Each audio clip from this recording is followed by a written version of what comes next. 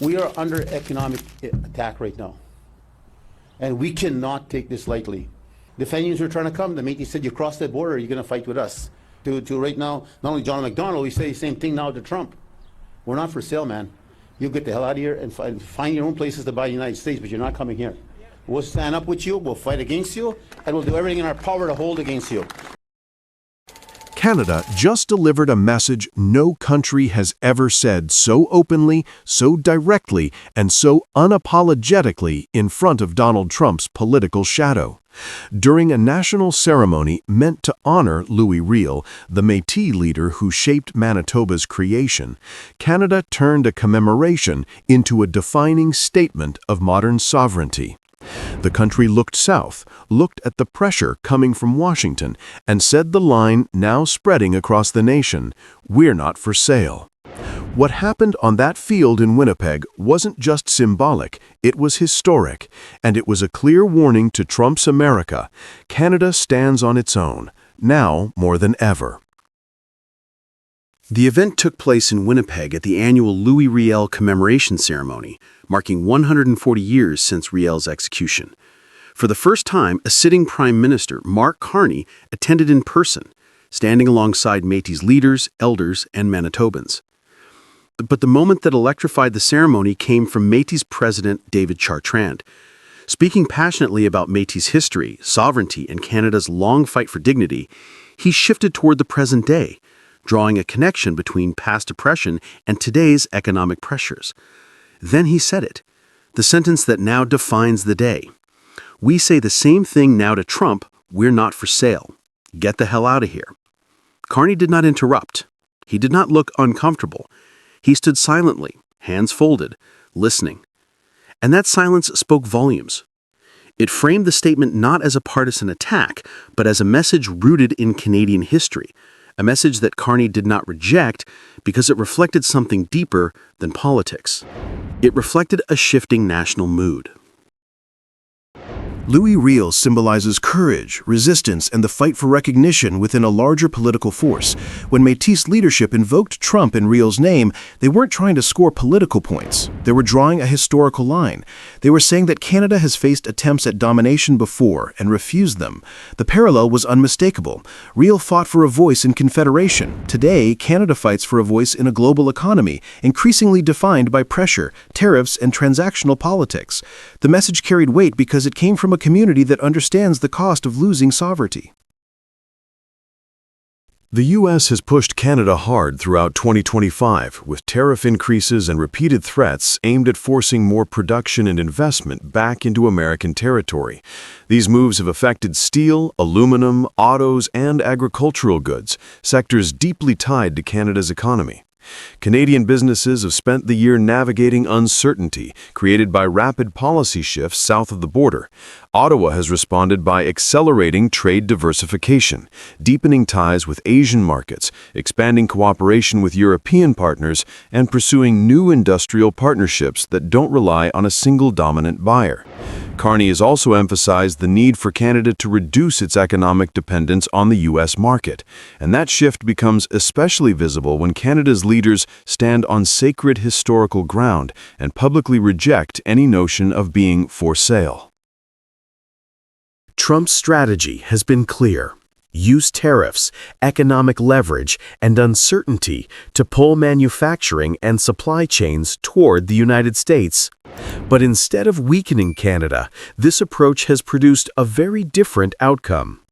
Rather than retreating, Canada has accelerated its global outreach. Rather than folding under pressure, Canada has expanded international partnerships. Rather than becoming more dependent on U.S. markets, Canada is actively diversifying away from them. Canada's role as a major supplier of heavy crude, essential to many U.S. refineries, continues to give it leverage no matter how tense trade relations become. Energy experts broadly agree that replacing Canadian heavy crude with domestic light oil is not straightforward because U.S. refining capacity is built around specific blends. At the same time, foreign investment into Canada has been rising as countries look for reliable partners in a volatile geopolitical environment. New agreements in clean energy, minerals, technology, and transportation reflect a broader shift. Partners around the world increasingly view Canada as a stable, predictable economy, even when U.S. policy becomes unpredictable. Trump's tariff pressure was meant to isolate Canada. Instead, it has encouraged Canada to build a wider network of alliances, creating a more self-reliant and globally connected economic model. What the Métis leadership expressed verbally is something Canadians have been expressing quietly through their actions. Travel patterns, consumer behavior, and business sentiment all show growing frustration with America's political climate. Cross-border travel from Canada to the U.S. has dropped sharply compared to previous years, and surveys show declining trust in the stability of U.S. policy. Canada's pivot is not sudden. It's the product of a year of trade shocks, tariff escalations, and political unpredictability abroad. The phrase, "we're not for sale," captured what many Canadians have already felt, that Canada must forge its own path if it wants long-term stability. And beneath that shift is a deeper change, a quiet cultural recalibration. Canadians are rediscovering a sense of national resilience, reflected in tougher foreign policy debates, rising support for Canadian industry, and leaders who now talk confidently about diversification. This isn't a fleeting reaction, but a steady redefining of how Canada sees its place in the world, especially as relying on the U.S. feels increasingly uncertain. This is why the message landed so strongly. It matched a national mood already forming beneath the surface. Some viewers wondered why Carney didn't step in, comment, or distance himself when Chartrand invoked Trump. But that silence carried purpose. Carney understands that Canada's sovereignty message is stronger when it is grounded in history, delivered by community leaders, and connected to the values that shape the country. Carney's presence, the first by any prime minister at this ceremony, sent an even broader message. Canada respects its past, protects its communities, and faces pressure not with fear, but with unity. Standing under the Métis flag, next to Riel's legacy, Carney didn't need to speak. The moment spoke for him. The Riel Ceremony was not meant to be a geopolitical declaration, but in 2025, Canada's domestic history and international reality collided in a way that made the event impossible to ignore. A community long overlooked stood up and said what millions of Canadians increasingly believe. Canada's sovereignty is not a bargaining chip. Canada is not for sale. Trump may continue his tariff campaign. Washington may push for more leverage. But Canada is changing.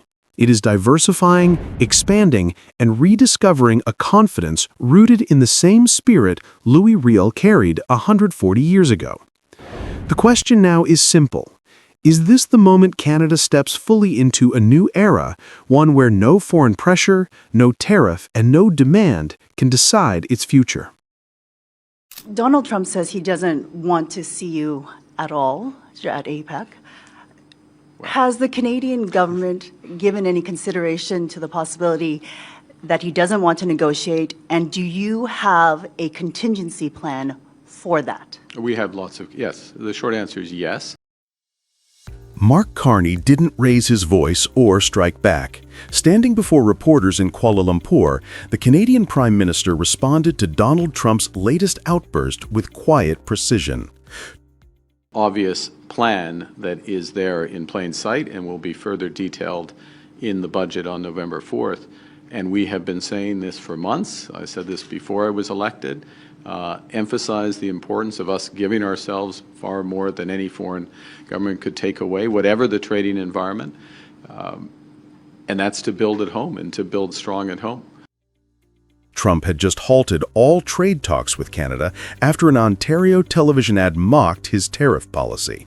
While Washington erupted in anger, Carney answered with a steady message. Canada would stay focused, build at home, and strengthen its global partnerships. It was a moment of contrast, emotion against restraint, reaction against reason. For Trump, the dispute was personal. For Carney, it was structural. He framed the pause in negotiations not as a loss, but as a reminder that leadership is measured by composure, not noise.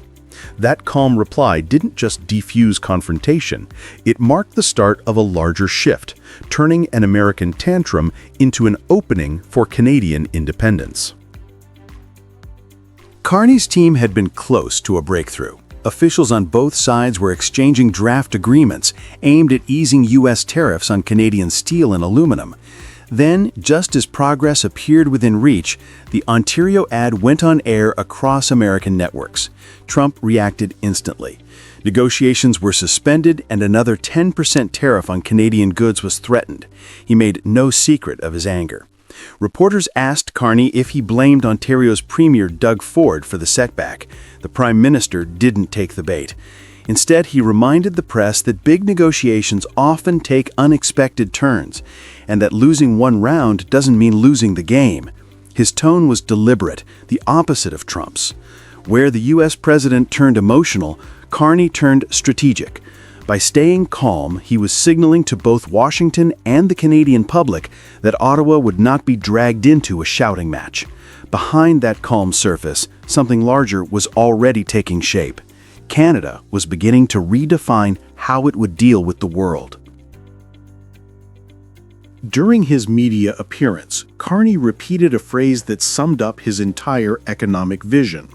Canada must give itself more than any foreign government could ever take away. It was more than political reassurance, it was the outline of a national strategy, a plan to rebuild Canada's industrial base and shield it from unpredictable trade shocks.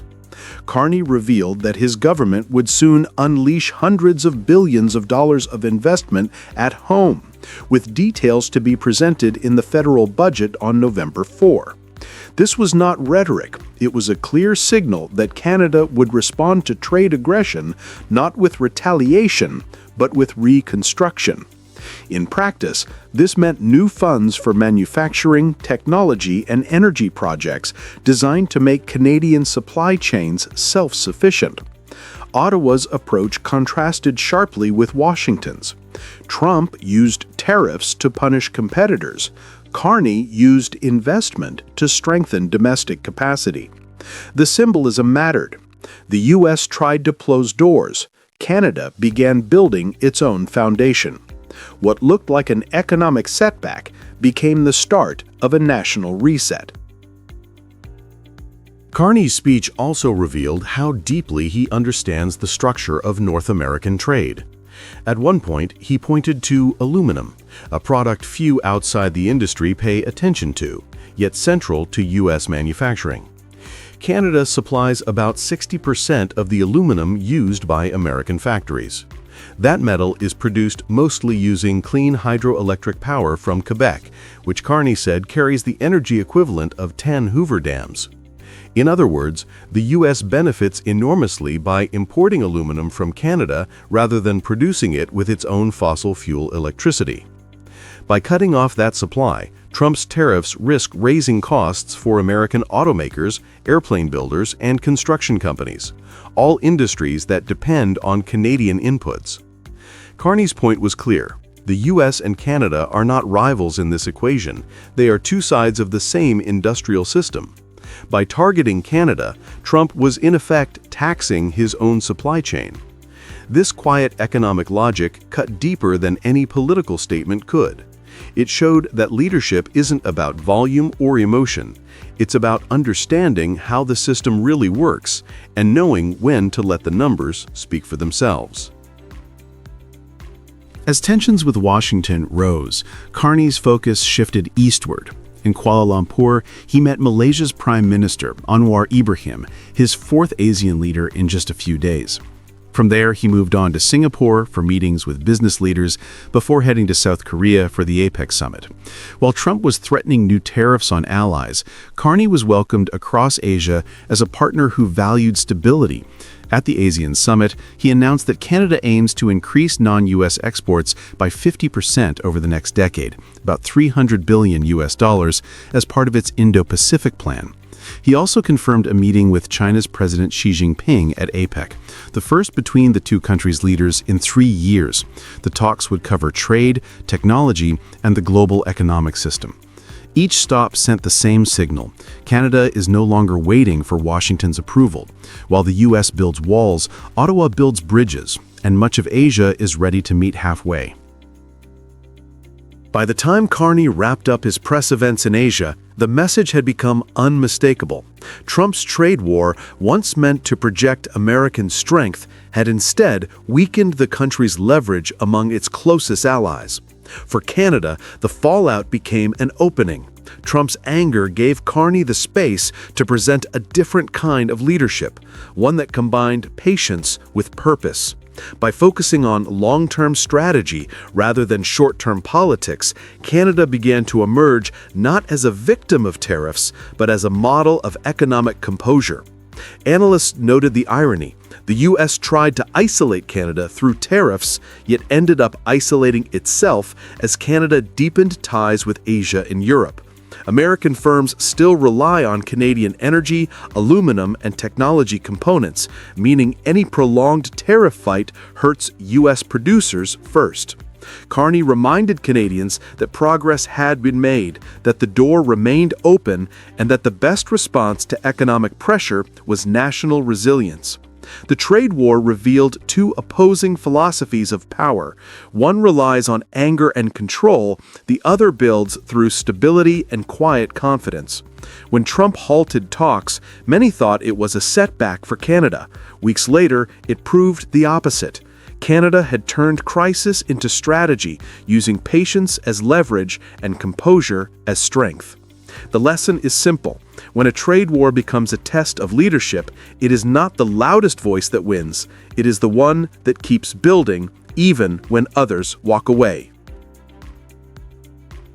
Minister Mark Carney is heading to Mexico this morning with the goal of expanding trade ties amid the U.S. trade war. And today, Carney signed 2 new agreements with Mexican President Claudia Sheinbaum, including a new strategic partnership, which was expected, and an action plan. Canada and Mexico just showed Trump the door. While the United States is raising tariffs and tearing at the fabric of continental trade, two neighbors have quietly decided to stand together. Prime Minister Mark Carney arrived in Mexico City for a 2-day visit that turned into a message of defiance and cooperation. At a time when Washington ended the de minimis exemption that once allowed small Canadian parcels into the U.S. duty-free and launched a wave of reciprocal tariffs that took effect in September 2025, Carney refused to play the role of a bystander. Instead, he joined forces with Mexico's president to prove that North America's future will not be dictated by one capital alone. This was not only diplomacy, it was a stage-setting moment for the battles that lie ahead. Tell the United States, let's find other places. Yeah. Asia, Europe, Mexico, sure. The heart of the visit came with 2 new agreements. Canada and Mexico signed a strategic partnership and an action plan that stretch across infrastructure, agriculture, health, emergency preparedness, and security. These are not just words on paper. They set the stage for new links that bypass traditional routes through the United States. Carney spoke of expanding the ports of Montreal and exploring development at Churchill, opening pathways for Canadian goods that connect directly to Mexico and beyond. Trade between the two countries remains tariff-free, a rare certainty in a world where tariffs have become daily headlines. For Canadian producers of softwood lumber, agriculture, and processed goods, Mexico is an underused market. For Mexico, Canadian investment and expertise in infrastructure can create real gains. Together, they also looked outward, with officials pointing to opportunities in the Trans-Pacific Partnership. Cooperation can allow them to build products together and sell competitively into Asia, a strategy that both countries had long left on the table. The agreements reached in Mexico were not only about trade, they also spoke to a shared security agenda. Canada and Mexico pledged to work more closely on firearms trafficking, drug networks, and the deadly fentanyl trade. This was no coincidence. President Trump has cited fentanyl as a central reason for his tariffs on Canadian and Mexican goods. By taking initiative on this file, Canada and Mexico are signaling that they can address the concern without waiting for Washington's directives. There is also symbolism. In less than a year, the World Cup will bring the three North American nations together as co-hosts. That global spotlight will fall on stadiums from Vancouver to Mexico City, but it will also highlight the trade and political ties that underpin the region. Carney and Sheinbaum use this moment to show that they are building a united front before the 2026 review of the Canada-US-Mexico Agreement, a review that could redefine the continent's economic future. The larger meaning of this visit is clear. Canada has options, and Mexico is central to them. Trump has made no secret of his desire to weaken or even dismantle the North American Trade Pact, but Canada and Mexico are determined not to be divided. By binding commerce and security into one package, they create a shield against unpredictable American policy. For Carney, this is more than a diplomatic tour. It is an effort to transform Canada's position from isolated to partnered, from reactive to proactive. As consultations for the trade review begin in both Ottawa and Washington, Canada wants the world to see that it stands with Mexico, not as a junior partner, but as an equal ally. The message is that Trump cannot simply dictate terms. Canada and Mexico are showing that they can chart their own path, strengthening ties that make them less dependent on Washington's whims. In the contest for North America's economic future, Carney's trip was a signal that the game is not Trump's alone to play.